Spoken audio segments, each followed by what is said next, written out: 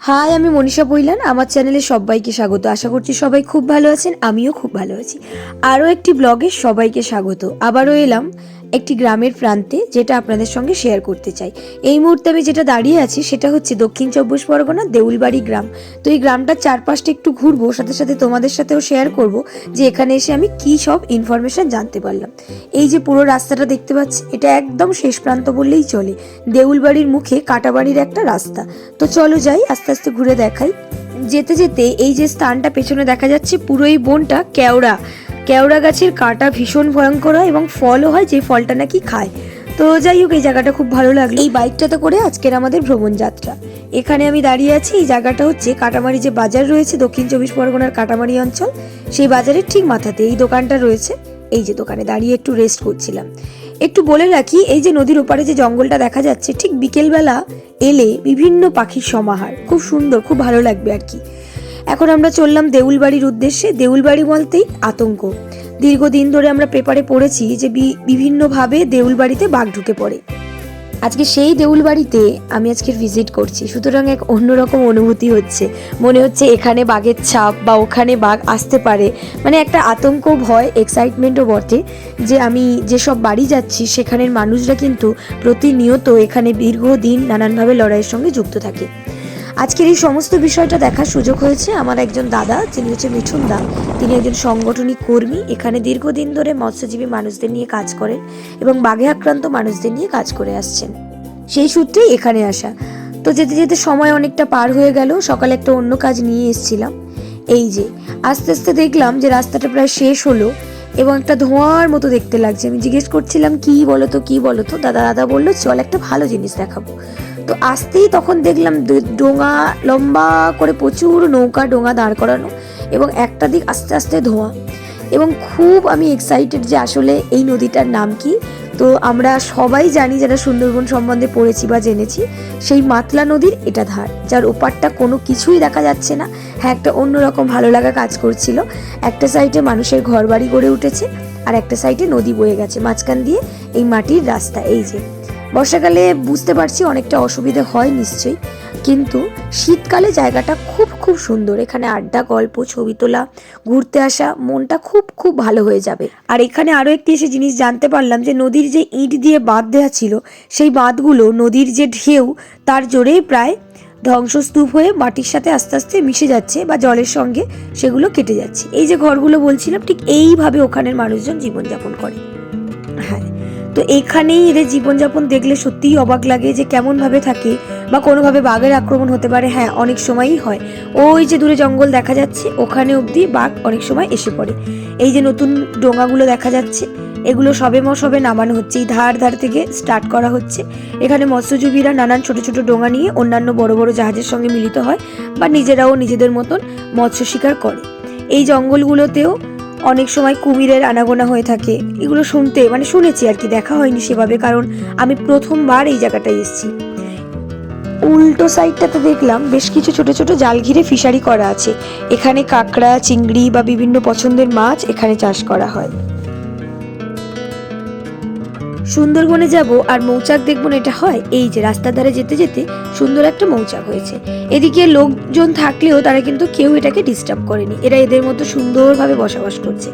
খুব ভালো লাগছিল, মনে হচ্ছিল আরো একটু সময় কাটাই। তো এখানে ঘুরতে ঘুরতে কিছু এলাকার মানুষদের সাথে কথা বলছিলাম। এই যে এখানে তো এই মানুষগুলো দেখলাম, এই যে ছোট্ট নিচে একটা ঘর রয়েছে, কাঁকড়াগুলো এনে এখানে তারা জড়ো করে এবং এখানে ওজন হয়ে যেগুলো পুরো চাকতিতে করে সবাই বাইরে বিজনেসের জন্য নিয়ে যায়। এই পুরো বস্তাতে ভরে এই যে পুরো ওজন হয়ে গেল। মেয়েরাই মূলত এই বিষয়টাকে চালায়, কাঁকড়া ধরা, ওজন করা সবগুলো। দেখে খুব ভালো লাগলো। এই যে এখানে একটা বড় নৌকা দাঁড় করানো আছে, যেখানে ইট প্রায় বোঝাই করা আছে। কথা বলছিলাম এই নৌকা যিনি চালাচ্ছেন তার সাথে। তিনি জানালেন এই ইটগুলো চলে যাবে বসিরহাট। বসিরহাট বলতে পশ্চিমবঙ্গের আরো একটি জেলা, উত্তর চব্বিশ পরগনা জেলা। এই বোঝাই করা গাড়ি এই যে দেখালাম, এইভাবে আমাদের এক জেলা থেকে অন্য জেলায় নানান কিছু জিনিসপত্র নদীপথে যাতায়াত করে। তো খুব খুব ভালো লাগছে আমাকে আজকে এই দিনটাতে এসে। তো এবার আমরা যাব কয়েকটা মৎস্যজীবীদের বাড়ি। আমি এগুলো দেখতে দেখতে চললাম, কখনো বিশ্রাম নিচ্ছি, কখনো গল্প করছি এলাকার মানুষদের সাথে, আবার কখনো কখনো নানান জায়গায় ভিজিট করছি। চললাম সেই শেষ প্রান্ত, দেউলবাড়ির শেষ প্রান্তে। কয়েকজনের বাড়ি অলরেডি ভিজিট করেছি, আরও কয়েকজনের বাড়িতে আমরা যাব। চলে এলাম আরও একজনের বাড়ি। এই যে আসতেই দেখলাম একটা কদবেল, সুন্দর পাকা গন্ধ বেরোচ্ছে, তো সেটা একবার দেখিয়ে দিলাম। একটি মৎস্যজীবীর বাড়ি, তার জীবনযাপন, তার ঘরবাড়ি। এই যে চারিদিকে জাল, চাকন, কাটারি, বিভিন্ন মানে মাছ ধরতে যা যা লাগে সেটা। এখানে একটা কুলের গাছ রয়েছে, যেখানে কুল পুরো ভরে আছে। আমি একটা জিনিস বারবার করে বলি, সুন্দরবন এলাকাতে যাদের যাদের বাড়িতে ভিজিট করেছি, প্রত্যেকের বাড়িতে কিছু না কিছু ফল, সবজি বা কিছু না কিছু চাষ রয়েছে, যা ঘরোয়াভাবে চাষ করে রাখে, আর গাছ ভরে সেই ফলমূল, ফুল, বিভিন্ন জিনিস হয়ে থাকে। এখানে এসে মিঠুনদার সঙ্গে বেশ কিছু সময় কাটালাম, কি কাজ করে সেই সম্বন্ধে জানার চেষ্টা করলাম। ভালো একটা সুন্দর সময় কাটলো। তো যাই হোক, এখানে আরও একটি জিনিস আমি দেখলাম, পেছনে রয়েছে একটা পুকুর। আমাদের সম্ভবত ছোটোখাটো ঘাট বা শান হয়, এখানের ঘাটটা আমার বেশ পছন্দ হয়েছে। এই দিয়ে অনেকটা যাওয়ার পরে একটা ঘাট, তো খুব ভালো লাগলো। এবার ফেরার পালা। ফেরার সময় দেখলাম বিভিন্ন ডোঙা আস্তে আস্তে এখানে জড়ো হচ্ছে, যেগুলো ধীরে ধীরে অন্যান্য জাহাজ বা অন্যান্য কোনো কাজের জন্য বেরোবে। তো এলাকাতে অনেকটা সময় কাটালাম, আস্তে আস্তে লোকের আনাগোনাও কমে যাচ্ছে, সন্ধ্যা ঘনিয়ে এসছে, ততক্ষণে আমাদের এই এলাকা ছেড়ে বেরোতে হবে। তো এবার আমাদের যাওয়ার পালা।